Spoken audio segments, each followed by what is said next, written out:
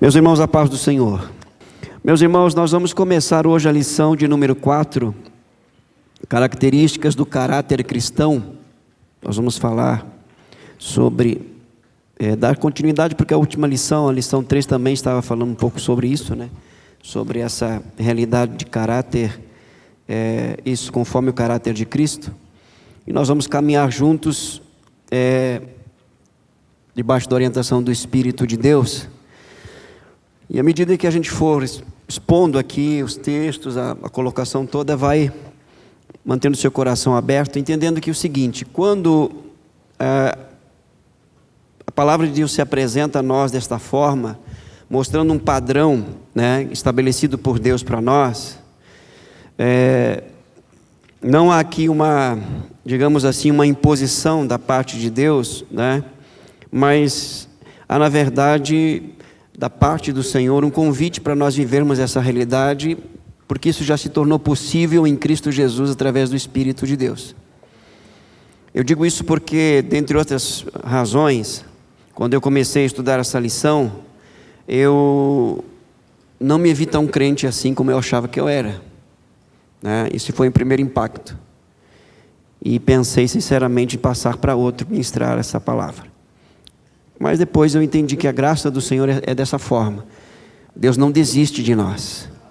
Quando Ele fala conosco dessa forma, é porque Ele já está trabalhando. Eu lembrei-me das palavras do apóstolo Paulo, se não me engano, aos Filipenses ou Colossenses, depois você acha o texto, que diz assim, eu bem sei que Ele é poderoso, né, para fazer infinitamente mais do que pedimos ou pensamos, conforme o seu poder que opera em nós. Mas também Ele fala acerca da boa obra que Ele iniciou em nós, a qual Ele é fiel para completar até o dia do Senhor Jesus Cristo. Amém? Então vamos entrar nessa lição com o seguinte pensamento: estamos em construção. Amém? Deus está trabalhando em nós. Essa é uma realidade, uma verdade. Ele está trabalhando em nós e nós somos gratos ao Senhor pelo seu trabalhar em nossas vidas. Características do caráter cristão.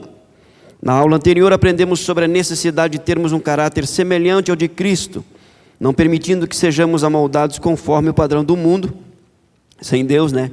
Mas vivamos a fim de conhecer a boa, agradável e perfeita vontade do Senhor. A verdade é que caráter é algo que flui do interior do homem, é algo do coração.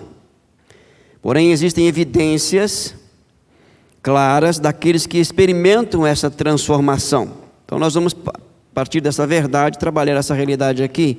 O caráter cristão é expressado de dentro para fora.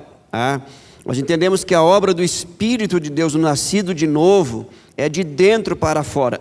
Outrora, quando não éramos nascidos de novo, ou melhor, não tínhamos nascido de novo, o trabalho do Espírito era de fora para dentro. Nos convencer do pecado, da justiça e do juízo, e nos levar ao arrependimento e fé em Cristo. Uma vez respondendo a essa ação do Espírito em arrependimento e fé, rendendo a nossa vida a Cristo, nascemos de novo, amém? O Espírito de Deus passa a habitar em nós. Dá-se início então a esta obra de dentro para fora. O trabalhar no nosso caráter, transformando.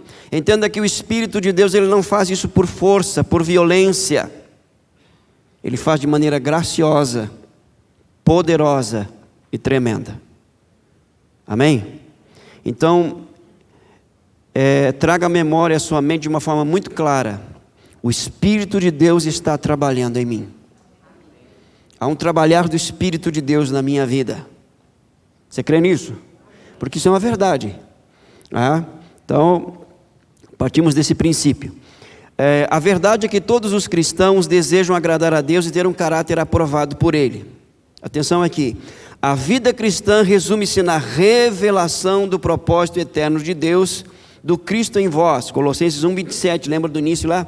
Ou seja, na manifestação do caráter de Cristo com o auxílio do Espírito Santo que habita em nós.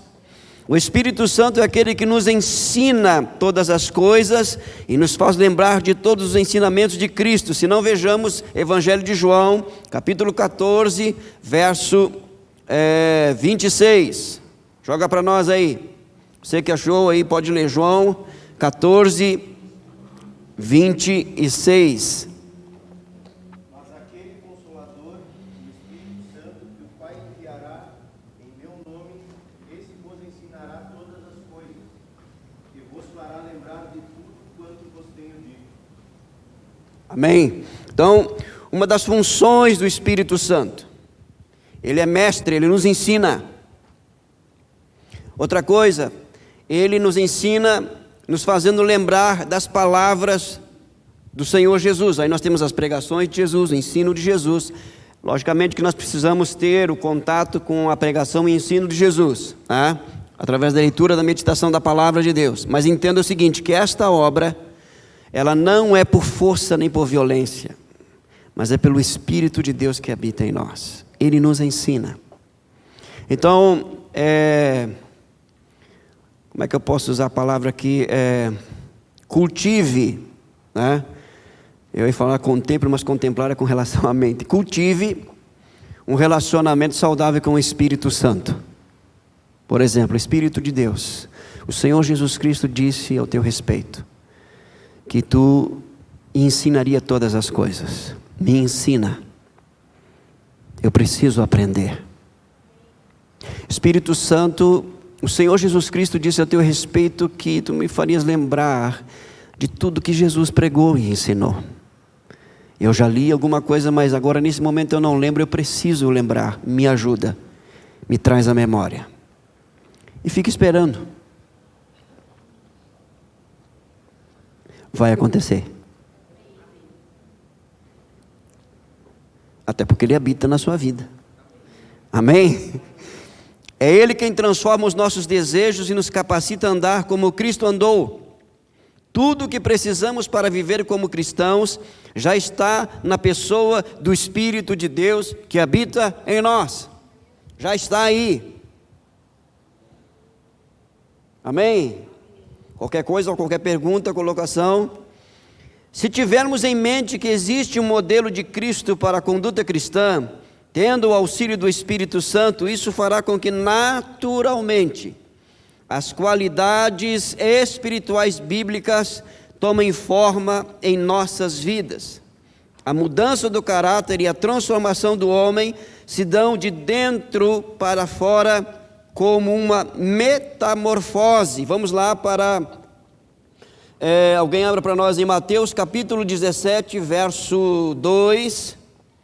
Mateus 17, verso 2, depois Romanos 12, 2.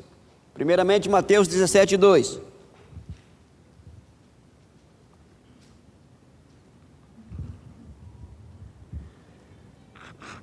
E transfigurou-se diante deles, e o seu rosto resplandeceu como o sol, e as suas vestes se tornaram brancas como a luz. Guarde a palavra ali, transfigurou, tá? Transfigurou. Romanos 12, 2.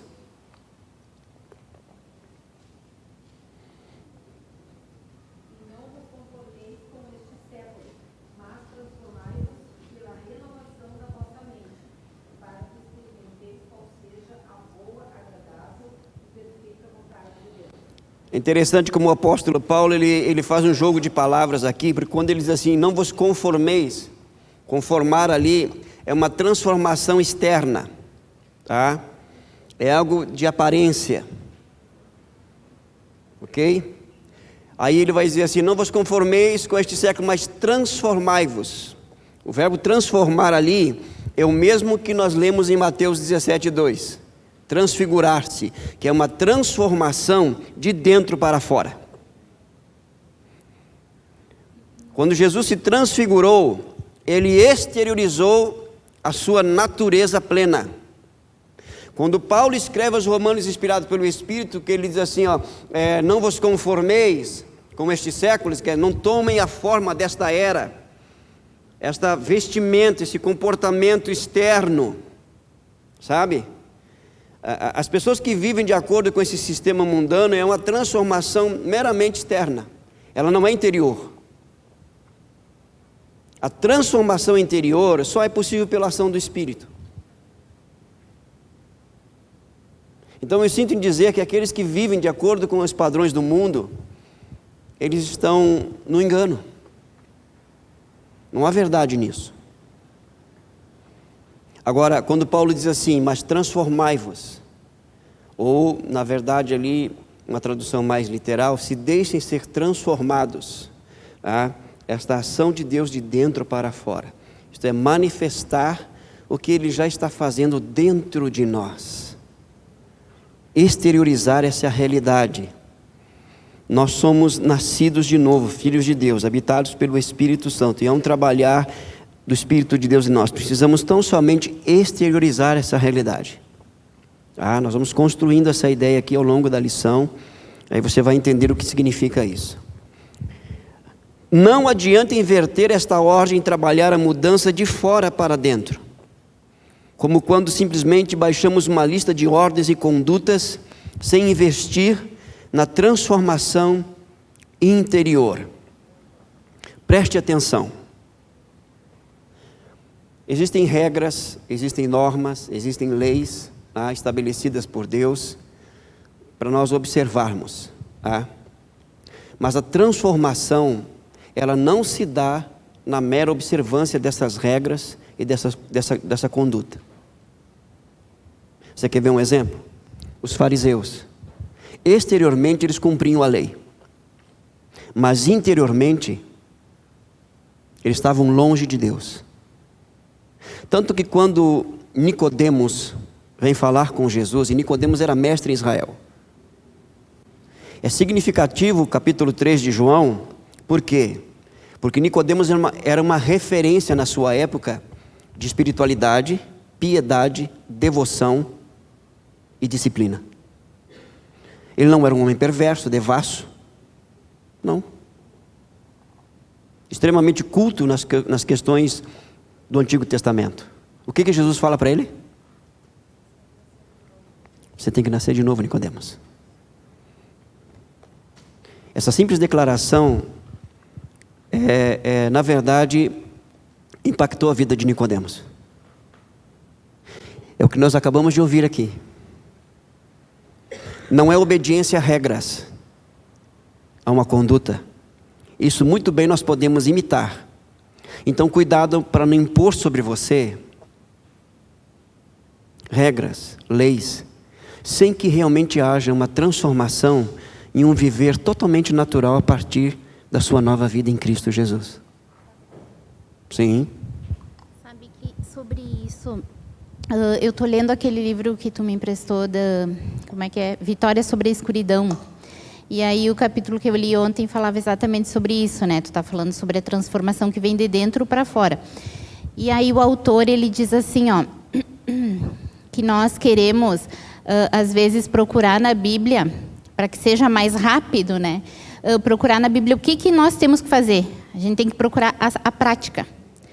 E aí ele fala de Romanos, por exemplo, ele até citou Romanos assim, a gente quer aquele versículo 12 de Romanos 12, que diz assim, regozijai-vos na esperança, sede pacientes na tribulação e na oração perseverantes. E às vezes a gente não consegue agir dessa forma, mas porque a gente deixa a primeira parte de Romanos, que ele traz conceitos assim de quem nós somos em Cristo. Aí ele diz assim, que a gente quer viver esse aqui, regozijai-vos na tribulação, mas a gente não aprendeu que lá em Romanos 5:1 diz assim, justificados, pois, mediante a fé, tendes paz com Deus.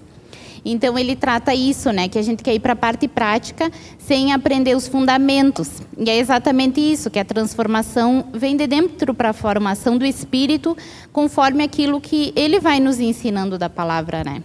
Exatamente. Conforme a Paula colocou, aí nós trilhamos um caminho de transformação pela obra santificadora do Espírito de Deus, e não a tentativa de viver uma santidade debaixo da lei e de jugo. Tá? Isso é de fundamental importância, irmãos, porque nós podemos entrar por o caminho da religiosidade, e pior do que não ser religioso, no sentido correto da palavra, é viver a religiosidade. É bem pior. Exatamente, exterior, casca. Você, por exemplo, assim, perceba assim que a maioria das cartas do apóstolo Paulo, Ele começa falando quem nós somos, o que temos e o que podemos em Cristo. Primeira parte das cartas. A segunda parte é a parte prática. Por quê? Porque eu tenho que entender e compreender pelo Espírito de Deus quem eu sou em Cristo, o que eu tenho em Cristo e o que eu posso em Cristo, para depois começar a praticar com essa consciência. Eu não vou forçar nada, eu não vou impor nada, o meu psique não vai entrar em surto, entendeu? Porque eu tive o entendimento e a compreensão de quem eu sou, de que eu tenho, o que eu posso em Cristo, e aí eu vou praticar. Por exemplo, a carta de Efésios, por exemplo, ou a própria carta de Romanos, tá? Capítulo 1, 2, 3 e 4 de Romanos, tá? Ele vem falando sobre, até o capítulo 3, sobre a realidade do pecado, da iniquidade que todos pecaram e o meio de salvação em Cristo. Capítulo 4 ele vai falar do viver pela fé, citando o exemplo de Abraão e de Davi, se não me foge a memória. Capítulo 5, ele vai falar da experiência da justificação, como a Paulo citou aqui, 5:1. Tá? Capítulo 6, a santificação, através da nossa identificação com Cristo, quando Ele morreu e ressuscitou, nós também morremos e ressuscitamos, temos uma nova vida. Capítulo 7, o nosso relacionamento com a lei agora. A lei, ela só diz o que nós temos que fazer e o que não fazer. Lei não santifica, lei não perdoa. Ela só diz o que é certo e o que é errado e acabou. Aí ele vai entrar no capítulo 8 de Romanos, dizendo que essa nova vida agora só pode ser vivida no poder do Espírito. Aí tem o intervalo do capítulo 9, 10 e 11, que ele vai tratar com Israel. Só no capítulo 12 de Romanos ele vai entrar na prática da vida cristã. E como é que ele começa? Romanos capítulo 12, verso 1. Rogo-vos, pois, irmãos, pelas misericórdias de Deus, que apresenteis o vosso corpo como sacrifício vivo, santo e agradável a Deus. Isso é prática cristã. Mas como é que começa? Rogo-vos, pois, pelas misericórdias. A palavra misericórdias ali também é sinônimo de graça. O que ele já falou no capítulo 1, 2 e 3, 4 e 5, 6, 7 e 8. Que é a experiência interna. É a realidade interna. E porque essa realidade interna já está estabelecida, a minha prática agora não é uma falsidade, não é uma hipocrisia. Ela é real. Ela é verdadeira. Quando eu falho, quando eu erro, quando eu peco, é porque na verdade eu estou num processo de transformação. E é por isso que eu não tenho que desistir. Porque aquele que poderia e teria todas as razões do mundo para desistir de nós, não desiste de nós, que é o próprio Deus que está trabalhando em nós, irmãos. Romanos 8, 26 ali, ele vai falar que também o Espírito semelhantemente nos assiste em nossas fraquezas, porque não sabemos orar como convém, mas o Espírito intercede por nós sobremaneira, com gemidos inexprimíveis. O que me destacou agora o senhor falando aqui é que o Espírito Santo ele vai nos auxiliar nas nossas fraquezas. Quer dizer que não depende da nossa capacidade de ser, mas sim no trabalhar do Espírito em nos transformar. Não tem como o poder humano fazer com que nós sejamos o caráter aprovado por Deus. O caráter aprovado por Deus vem de um agir do Espírito Santo em nós, interior. Essa palavra que o Carlos usou aqui é fundamental. Ele nos auxilia. Olha só, a expressão ali quando ele usa que o Espírito nos assiste, a tradução melhor ali é justamente auxiliar, não ajudar. Vou dar um exemplo para vocês. Por exemplo aqui, preciso remover essa mesa, esse púlpito daqui para lá, e eu peço ajuda do pastor Felipe. Ele vem, pega e leva para lá. Ele me ajudou, ok? Mas não é isso que o Espírito de Deus faz. O verbo auxiliar é se colocar ao lado para trabalhar com. Eu digo assim, pastor Felipe, me auxilia para eu tirar esse púlpito daqui para lá. Ele vai pegar numa ponta e eu vou pegar na outra. Eu estou tendo o auxílio dele. É isso que Paulo está dizendo. Quando o Espírito nos assiste, ele não trabalha sozinho. Ele nos ajuda, ele nos auxilia. Então ele diz que eu tenho que fazer, eu faço. Ele diz que eu não tenho que fazer, eu não faço. Ele me dá uma orientação, uma direção. Ele me lembra quem eu sou, o que eu tenho, o que eu posso em Cristo. para continuar, porque Ele está me auxiliando, Ele não trabalha sozinho, há uma cooperação aqui. Por isso, queridos, que é o seguinte, ó, eu vou pedir auxílio para alguém aqui que me ajude com o microfone, porque uma das coisas que a gente precisa aqui, irmãos, é o seguinte, ó, como está sendo gravado, e às vezes o pessoal que está vendo, ou vai ver depois, não consegue ouvir as perguntas, aí eu falo aqui, tá? Então o presbítero lá no fundo levantou a mão, por isso que eu vou dar o microfone para ele, tá? Para que todos ouçam a pergunta, para a gente poder trabalhar. Então o Espírito de Deus, Ele nos auxilia, entenda isso. A vida cristã é justamente esse trabalhar, esse cooperar, tá? O que nada muda a soberania divina. Porque, não vou entrar no mérito da questão, mas alguns segmentos teológicos, falando da soberania divina, parece que Deus faz tudo e nós não fazemos nada. Nós não somos passivos nesse crescimento e na obra santificadora, não somos, irmãos. O Espírito vem e me santifica, e é aquela coisa, eu tenho que esperar porque Ele é soberano. Não. Na sua soberania, Ele nos auxilia. Nós trabalhamos em conjunto, ok? Eu só queria complementar com a colocação do Carlos aí, que o Espírito é a promessa, como Jesus havia falado em João, né? Que o Pai nos daria o ajudador, o Espírito, Isso. O Consolador, o Paracletos, podia ser essa questão. Isso mesmo, exatamente. Essa palavra aí, Paracletos, tá? Aquele que ajuda, aquele que se coloca. A ideia ali é literalmente o Paracaléu, Consolador, no grego, aquele que se coloca ao lado para auxiliar. Mas ao mesmo tempo ele não tem entendimento. Isso, exatamente. Isso, exatamente. É fundamental essa questão que a irmã Marta colocou ali, a questão do entendimento, tá? Porque é um trabalho integral do Espírito de Deus. Ele trabalha no nosso espírito, alma e corpo. Até aqui a Camila ministrou para as crianças, né? Ela fez 3 bonecos, né? Espírito, alma e corpo. Porque nós entendemos na tricotomia. Espírito, alma e corpo, tá? Existe um outro segmento teológico que crê na dicotomia, que o homem é um ser, tem a parte espiritual e material. Alma e espírito nessa visão dicotômica aí é a mesma coisa, não se divide, tá? Mas quando você olha para a palavra, você vê uma diferença do espírito para a alma, embora eles estejam ali, tá, juntos. Mas a parte imaterial do homem não é só uma, são 2, espírito e alma. Ok? Tudo bem até aqui? Sim, Renata, faz favor, pastor. Só uma aplicação prática, eu lembrei de uma fase da minha vida que era crucial e a orientação de Deus foi: faça a tua parte que eu faço a minha. Quando eu fiz a minha parte em obediência, Ele fez a parte dele, que foi estrondoso. Bom, não dá tempo de abrir o assunto. Mas agora, lembrando do que o senhor estava falando, que trabalha em conjunto, realmente quando andamos em obediência, a gente faz a nossa parte e Ele faz a dele.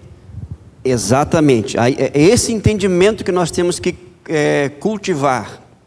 Essa obediência não é por uma mera questão de submissão a um princípio, a uma lei, a uma conduta. Ela é produto de uma direção pessoal do Espírito de Deus. Porque uma coisa é justamente eu ler na palavra aqui, por exemplo, não matarás. E eu tenho oportunidade de matar. Quero matar. Vou matar. Aí eu não mato. Mas por que eu não matei? Eu posso não ter praticado, quebrado esse mandamento por uma questão de justiça, de status, a preocupação com o meu status, o que os outros vão pensar. Eu não quebrei, não matei. Mas exteriormente, exatamente. Tá? Mas interiormente, lembra quando Deus falou para Caim? Ele já tinha matado Abel no seu coração. Ele só praticou depois.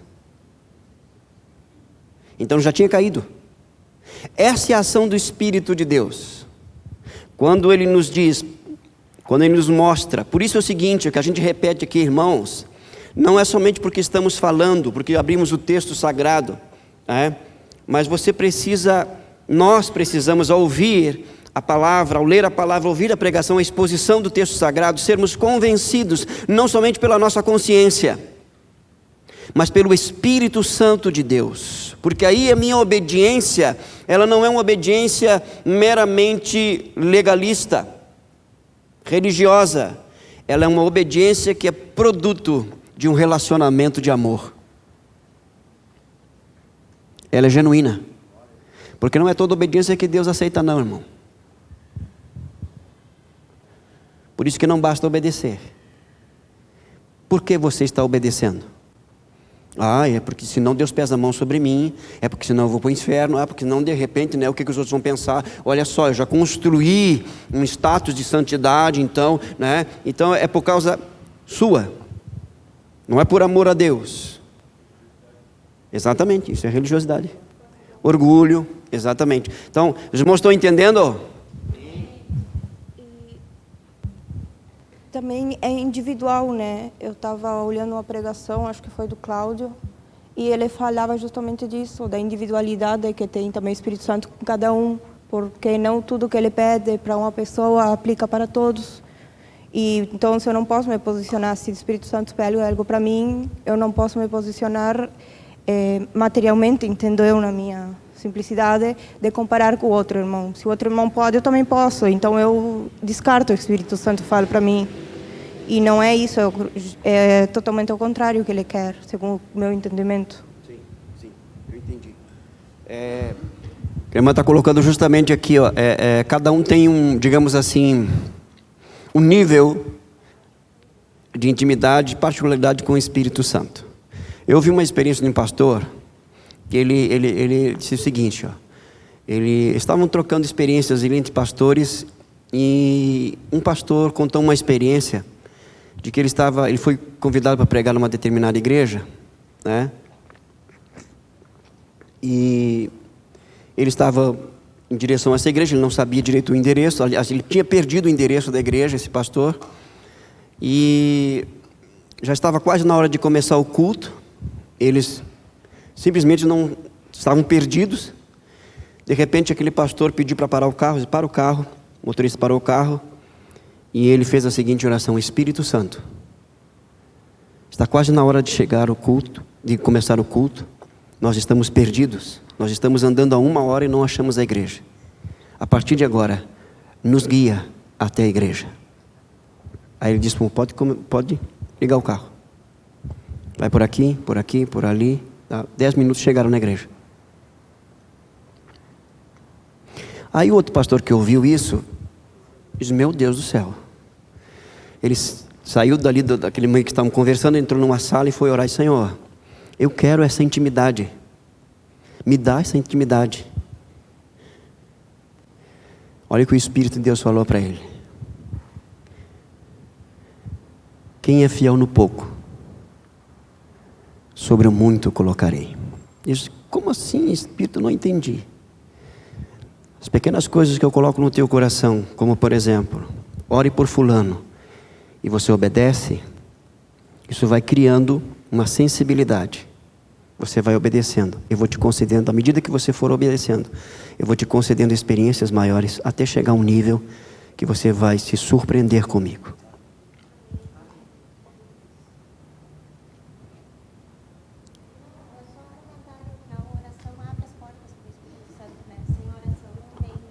Ok. A irmã está colocando que a oração abre as portas para essa experiência com o Espírito Santo. Sim, com certeza. Mas aquela oração que você, como diz o salmista, logo pela manhã, Senhor, ouvirás a minha voz e ficarei esperando. Porque Ele é uma pessoa. Ele é a terceira pessoa da Trindade. É repetitivo aqui, mas se faz necessário. Ele não é uma força, não é uma energia, não é um poder.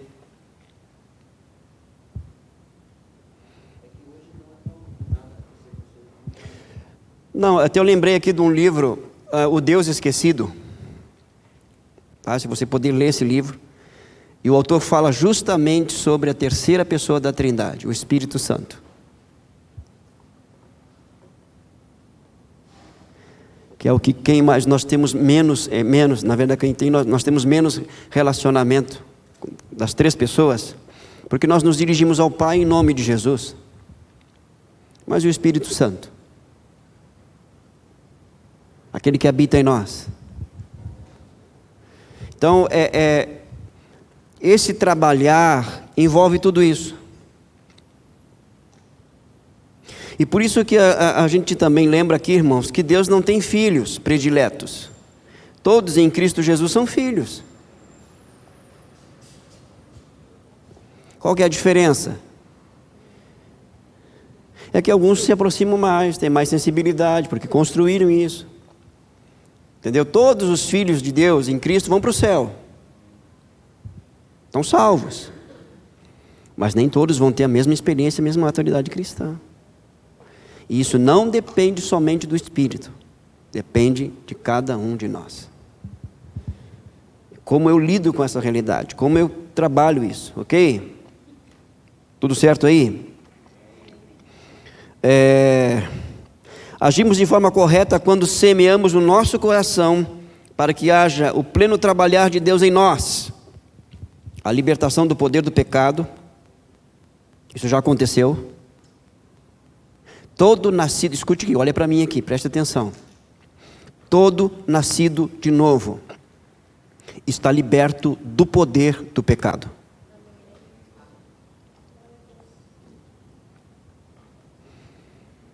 Dentre outras coisas, isso significa que nenhuma prática pecaminosa tem poder de te prender, a não ser que você deixe.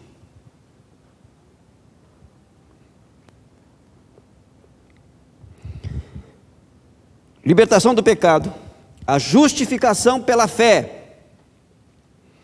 Em toda e qualquer situação, você está em Cristo, você pode chegar a Deus porque Ele te declarou justo.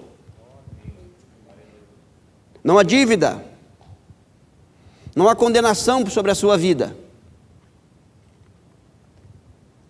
Pastor, mas aí eu pequei.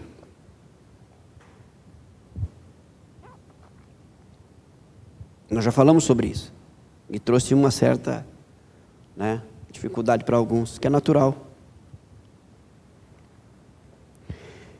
Você já parou para pensar que se Adão tivesse, depois que ele cometeu o pecado junto com a sua esposa, ele tivesse buscado a Deus, não seria diferente?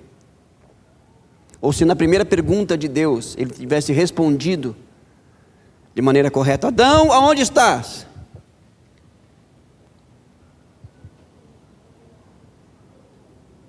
Você acha que Deus não sabia?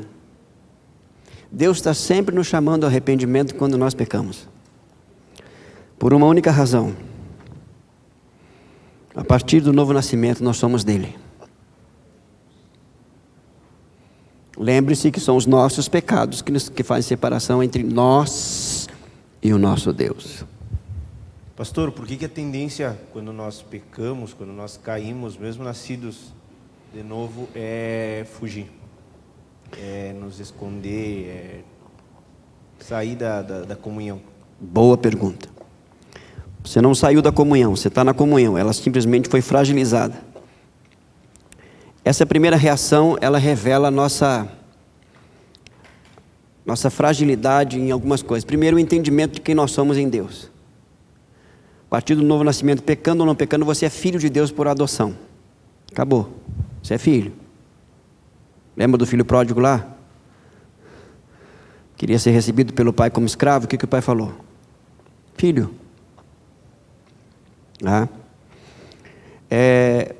Nosso orgulho, vergonha, a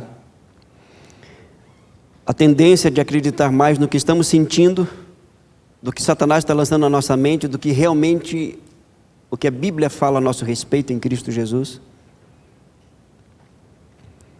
Porque quando nós pecamos, tá, a culpa vem e olha como é diferente o trabalhar do Espírito. O Espírito nos convence, ele nos confronta. Satanás nos acusa. Qual a diferença? Já parou para pensar nisso? Entre confrontação e acusação? Deixa eu dar um exemplo. Pequei. Aí vem o Espírito Santo. Júlio, você transgrediu aqui.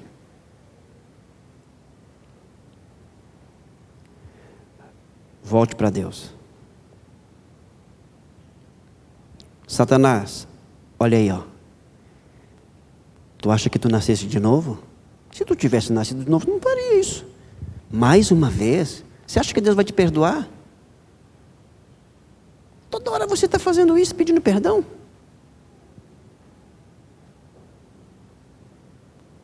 Percebeu a diferença?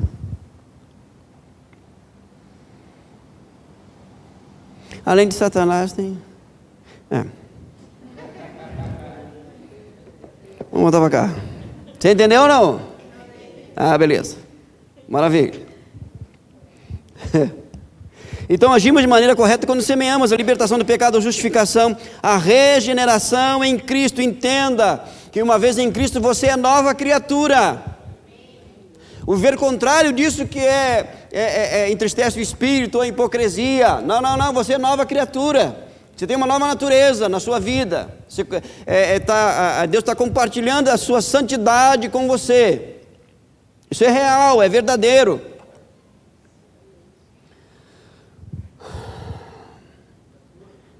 Pois não, presbítero, só espera o microfone para que todos ouçam.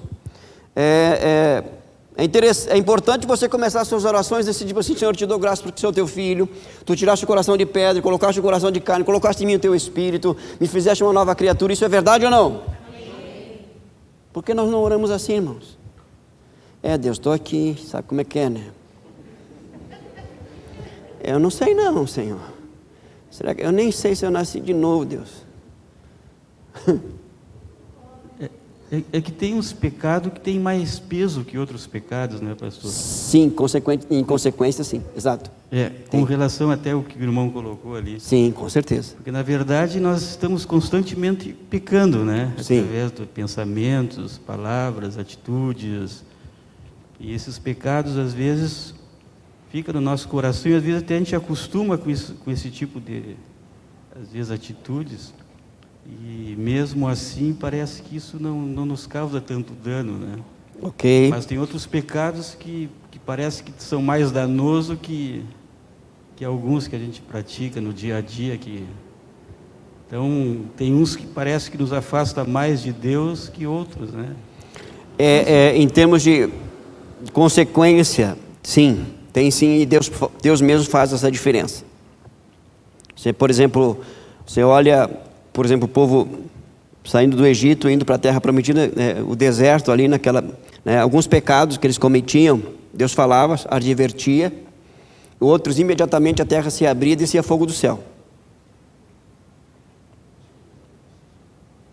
Então tem algumas práticas pecaminosas que suscitam a ira divina rapidamente. Por exemplo, murmuração, rebeldia. Pastor, eu já vi alguém fazer uma crítica sobre aquele cântico, a grande maioria acho que não, né? São os mais antigos aqui.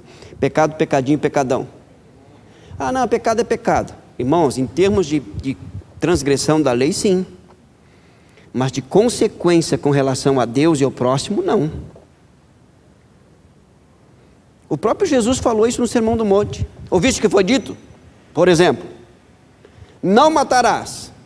Eu, porém, vos digo, se tirares, quer dizer, na lei é o seguinte, me indignei com Marco, entendeu? Eu não matei, não quebrei a lei?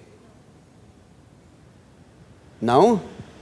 Mas se eu estou odiando ele no meu coração, quebrei a lei ou não?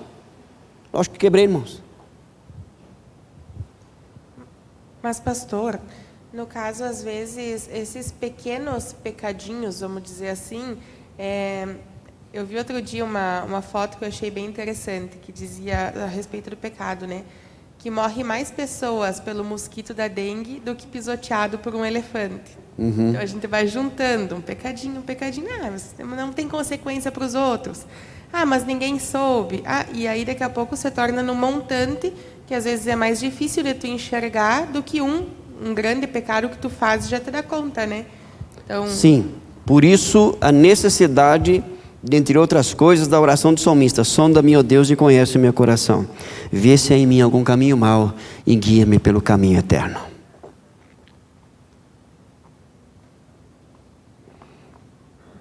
Por isso que deve haver um avanço nessa questão da santificação, entendeu?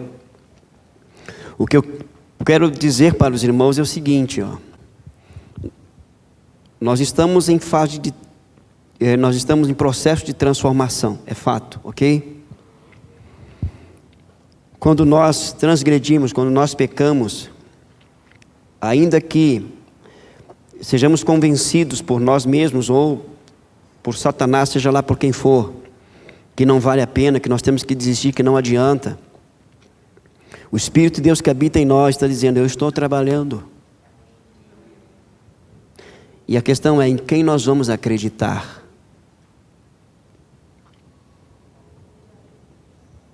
Infelizmente, a grande maioria de nós acreditamos mais e supervalorizamos nossos erros e falhas e pecados em detrimento da grande obra que o Espírito de Deus está fazendo em nós, irmãos. Porque Ele está fazendo. Sabe qual que é o nosso problema, na grande maioria de nós? Alguém chegou para nós, quando eu digo nós pastores, né? Chegou assim: pastor, tal coisa é pecado?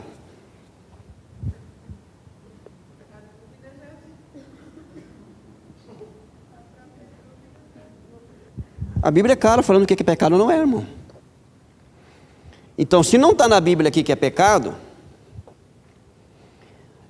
na verdade a pergunta deveria ser assim, tal coisa pode se tornar pecado? Porque se não está na Bíblia dizendo que é pecado, não é pecado. Você está entendendo ou não? Outra pergunta antes de colocar ali outra coisa. Mas isso aqui leva para o inferno? Então, esse tipo de pergunta revela o que, irmãos? Que muitas vezes o que nos inibe no que diz respeito à questão do pecado não é o temor e o amor a Deus, é a consequência do próprio pecado, é o resultado. Porque eu estou tranquilo, por exemplo, quando Paulo diz assim, nenhuma condenação há para quem está em Cristo Jesus. Sabe o que ele está dizendo? Quem está em Cristo Jesus foi livre do inferno. Mas nós não acreditamos nisso. O que nós acreditamos? Uma vez que nós temos pecado, e João fala que nós temos pecado, né? Estamos num processo de transformação. Se eu morrer assim, eu estou no inferno. O sacrifício de Cristo é pequeno para alguns, irmãos. Não, só fazendo uma analogia ao que a Ana falou a respeito do mosquito e do elefante. Tem pessoas, né? E aí me incluo nisso, que existem os pecados de estimação.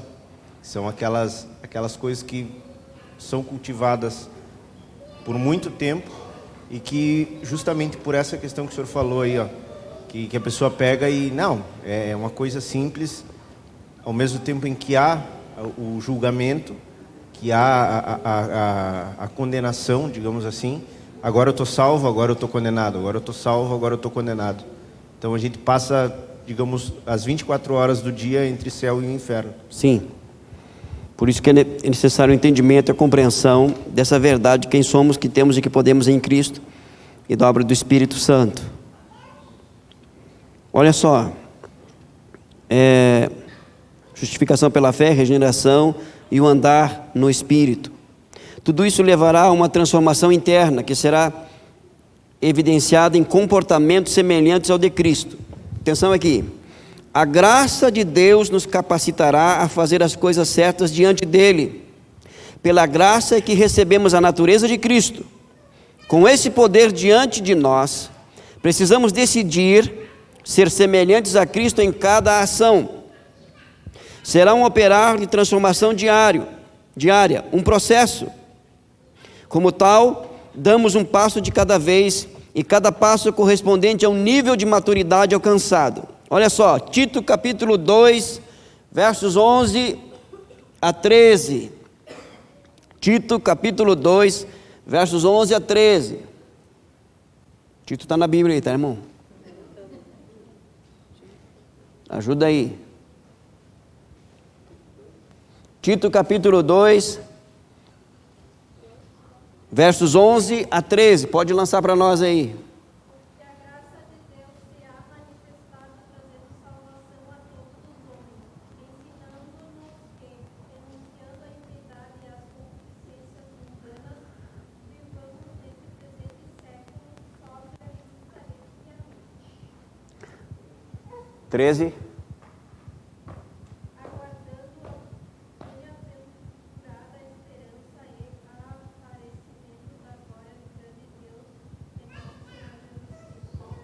Ok? Veja como Paulo começa aí, ó. A graça do Senhor se manifestou salvadoramente a todos os homens. Então, pela graça somos salvos, amém? Nós não somos salvos pela fé. Nós somos salvos pela graça, mediante a fé. A fé é o meio. Vou repetir, irmãos. Nós somos salvos pela graça mediante a fé. Fé não salva. Fé abre o caminho para vivermos a salvação. A salvação é pela graça, ok? Só que Paulo continua dizendo assim, ó, que esta mesma graça que nos salvou é um poder que opera em nós, nos educando, nos transformando. O que é a graça, senão a ação, redundante aqui, né? A ação graciosa do Espírito de Deus em nós. Nos ensinando, nos instruindo, nos moldando. Então é pela graça divina. Ora, se a salvação é pela graça, a vida cristã também é pela graça. A santificação é pela graça.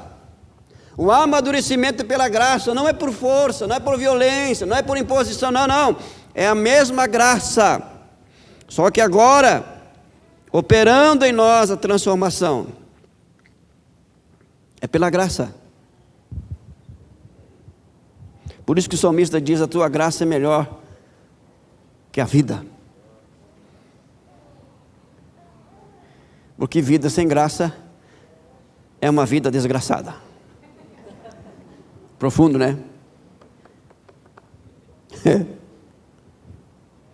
Deus nos capacita, atenção aqui, cabendo a nós aplicar essa realidade em nossas ações. Percebam aqui, irmãos, que esse entendimento, a compreensão da graça é a minha resposta a essa graça.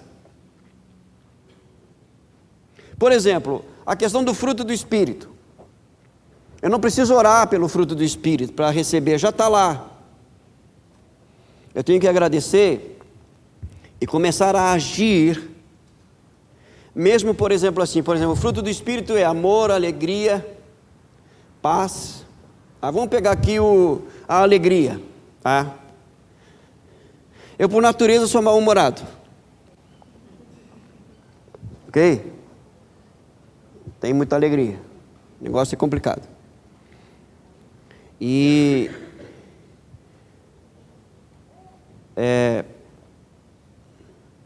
tenho dificuldade também com gente muito alegre perto de mim. Ué. Não gosto não. Porque eu sou mal-humorado. Entendeu? E à medida que o tempo vai passando, vai piorando. E aí eu peço para o Senhor alegria. Eu estou pedindo que Ele já me deu, irmão. Eu tenho que agir em alegria. Você está entendendo ou não? Mesmo estando mal-humorado. Por quê? Eu não vou agir pelo que eu estou sentindo, eu vou agir pela verdade. Porque o que eu estou sentindo não me define, o que me define é a verdade em Cristo Jesus. Entenda isso. Não é o que você sente o que te define. Eu sinto hoje que eu sou um cavalo. Né? Eu estou me sentindo um cavalo. Aliás, pedi para a Ângela comprar um pouco de alfafa, entendeu? Aí ela já percebe que a coisa vai piorar, né? Mal-humorado em cavalo, coisa...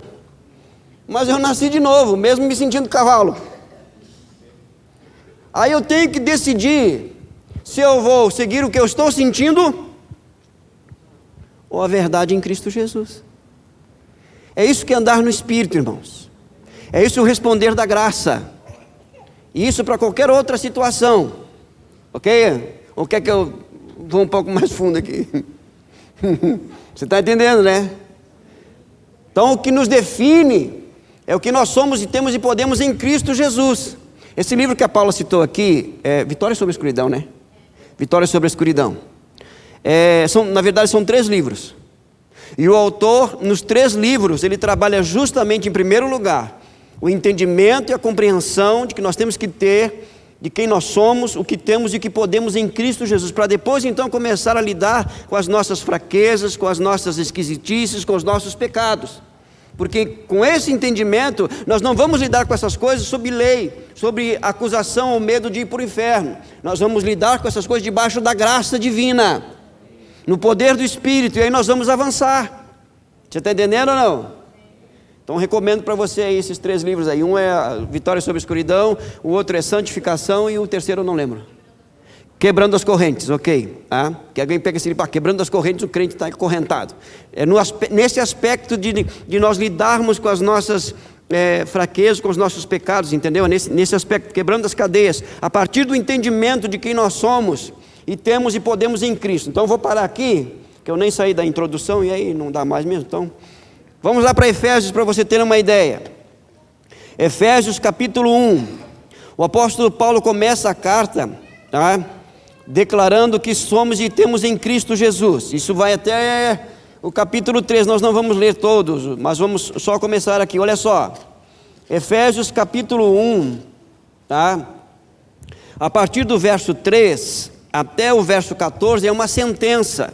É como se Paulo falasse uma coisa só, rapidamente. Mas olha só como ele começa. Isso é uma verdade, está declarando aqui a nossa realidade em Cristo. Há poucos dias, acho que foi o pastor Wagner que falou que nós já somos abençoados nas regiões celestiais. Okay? Olha só. Bendito seja o Deus e Pai de nosso Senhor Jesus Cristo, que nos abençoou com todas as bênçãos espirituais nas regiões celestiais em Cristo. Para que entenda o seguinte: Paulo está falando de uma realidade espiritual, minha e sua. Em outras palavras, o mundo espiritual nos vê dessa forma. Ele sabe quem nós somos e temos em Cristo. Aí ele vai dizer assim, quais são essas bênçãos espirituais? Ele começa no verso 4. Antes da fundação do mundo, Deus me escolheu. Antes da criação, Deus já tinha nos escolhido. Ok? Aí você trabalha com seus complexos aí, com questão de rejeição, aquela coisa toda. Agora você imagina, o Criador dos céus e da terra, o autossuficiente, o Deus único e verdadeiro, invisível mas real, o soberano, onipotente, onipresente, onisciente, imutável, santo, justo, bom. Ele me escolheu. Ele não criou nada. Não criou céu, terra, nada não. Mas antes Ele me escolheu. Já estava na mente dEle. Aí você pode cantar, você tem valor. Aí cabe, irmão. Porque se Ele me escolheu, porque tem valor, não tem? Porque você tem valor, o miserável, terrível. Mas se Ele me escolheu, Ele escolheu logo o que não presta. Vamos lá. Antes da fundação do mundo, Deus nos escolheu nele para sermos santos e irrepreensíveis diante dele em amor. Diante dele. Em amor nos predestinou para ele, para sermos adotados como seus filhos. Predestinação, adoção, tudo isso é real, é verdadeiro. Preste atenção. por meio de Jesus Cristo, segundo o propósito da sua vontade, para o louvor da sua glória, que Ele nos concedeu gratuitamente no amado. Olha só, nele temos a redenção. Redenção tem a ver com troca de senhor. Outrora o nosso Senhor era o pecado, o diabo. Agora o nosso Senhor é Cristo. E nos comprou para Ele. Pelo seu sangue, a remissão dos pecados, perdão, segundo a riqueza da sua graça, que Ele derramou abundantemente sobre nós em toda sabedoria e entendimento. Pegue esse texto aqui, vá para o seu devocional e comece a orar. Senhor, eu te bendigo, eu te exalto, Pai, de meu Senhor e Salvador Jesus Cristo, porque Tu me abençoaste com todas as bênçãos espirituais nas regiões celestiais em Cristo Jesus. Meu Deus, eu te dou graças porque Tu me escolheste antes da fundação do mundo. E vai orando isso. Vai agradecendo, porque esta é uma verdade. E a partir daí, então, Paulo começa a relatar a nossa realidade. Ele vai até o capítulo 3. Quando chega no capítulo 4, e aqui eu vou encerrar, olha só. Ele vem falando aqui de uma realidade espiritual. Aí, no capítulo 4, ele vai dizer o seguinte, capítulo 4, verso 1. Por isso eu, o prisioneiro no Senhor. Por isso está ligando a tudo que ele já falou desde o capítulo 1. Por isso eu, o prisioneiro no Senhor, peço que vocês vivam, agora é prática, vivam de maneira digna da vocação a que foram chamados. Em outras palavras, você já sabe o que você é, o que você tem, o que você pode em Cristo. Comece a viver essa realidade. Não force nada. É só começar a viver. É só começar a praticar. Você entendeu? A Bíblia chama isso de, como o apóstolo João, em sua carta, escreveu: se alguém diz estar nele, você está em Cristo, esse deve andar como ele andou. É só praticar. Feche seus olhos, curve sua cabeça. Nós vamos dar continuidade na lição 4, tá? Se o Senhor nos permitir. Não peça nada, simplesmente agradeça pelo que você tem, é e pode em Cristo Jesus, e pela grande obra que o Espírito Santo começou na sua vida. Pai, nós te damos graças, porque outrora estávamos mortos em nossos delitos e pecados, fazendo a vontade da carne e dos pensamentos, segundo o curso deste mundo, Senhor, seguindo o curso deste mundo, fazendo a vontade, Senhor, do Espírito que atua nos filhos da desobediência, e por natureza éramos filhos da ira, Senhor. Mas o Senhor nos deu vida juntamente com Cristo, e pela Tua graça somos salvos mediante a fé. E por isso te damos graças, ó Deus, porque hoje somos Teus filhos por adoção. Teu Espírito habita em nós, e a boa obra que Tu começaste em cada um de nós, ó Pai, Tu és fiel para completá-la até o dia do Senhor Jesus Cristo. Graças nós te damos, te bendizemos o nome, Senhor, porque em Cristo Jesus nós somos nova criatura, em Cristo Jesus nós somos Teus filhos por adoção, em Cristo Jesus nós somos o templo do Teu Espírito, Senhor, em Cristo nós somos a Tua herança, Senhor, a menina dos Teus olhos, ó Deus eterno, e por meio de Cristo temos livre acesso à Tua presença, para desfrutar da Tua presença, e por meio de Cristo somos mais do que vencedores, ó Deus. E porque nada, Senhor, nos separará do Teu amor que está em Cristo Jesus, o nosso Senhor. Por isso nós te bendizemos e te engrandecemos o nome, Espírito Santo Consolador amado. Nós te damos graças, porque Tu nos assiste em nossa fraqueza.